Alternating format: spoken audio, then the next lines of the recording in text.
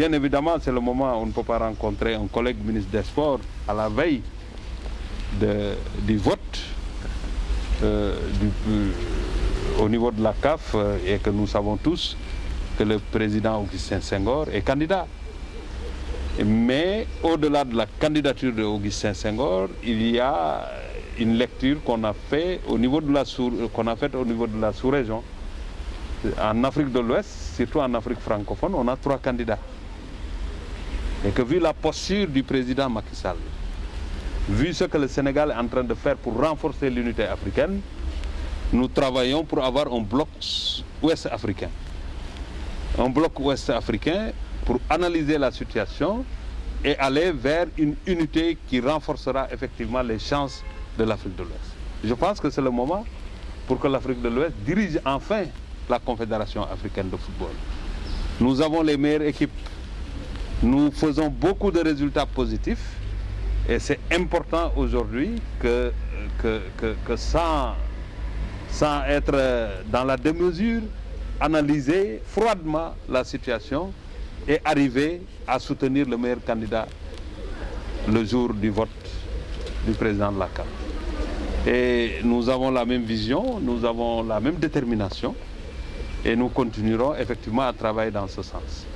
Nous allons vers d'autres rencontres, il y a la convergence, il y a beaucoup de rencontres où c'est nécessaire entre voisins qu'on travaille à rapprocher les positions, qu'on travaille la main dans la main, sachant que l'un dans l'autre, c'est l'Afrique de l'Ouest qui gagne. Donc je suis très honoré de sa disponibilité et de son engagement pour que la main dans la main, qu'on renforce la coopération entre le Sénégal et le Mali. Nous ne sommes pas dans les prières ou bien dans les vœux. Nous sommes dans l'analyse froide. On a dit, il faut se poser la question, qu'est-ce que la CAF veut? La CAF veut développer le football africain. Et qui veut être président de la CAF, il y a un profil exigé. Et quand on rentre dans une compétition électorale, il faut analyser toutes les semaines les chances et les problèmes rencontrés. Et que nous sommes à quelques mois, pas dans un mois, on ira à Rabat pour le vote. On a le temps d'analyser et voir chaque candidature, les chances de ces candidats. Entre responsables de la sous-région, on doit pouvoir déterminer le profil qui a beaucoup plus de chances d'aller effectivement à la fin de la compétition. C'est dans ce sens qu'on parle, parce que les 3 candidats ne peuvent pas avoir les mêmes chances, les mêmes atouts. C'est pas possible. Nous sommes en train de faire le tour de l'Afrique et il y a un pointage qui est fait. Tout le monde saura à quelques jours du vote quelles sont ses chances véritables. S'il y a des limites qui font que plusieurs candidatures affaiblissent l'Afrique de l'Ouest, on doit avoir la mesure de dire non, on ne fera rien qui puisse casser le bloc sous-régional dans ce domaine du sport. On doit pouvoir rapprocher et accompagner le meilleur profil, le candidat le mieux placé.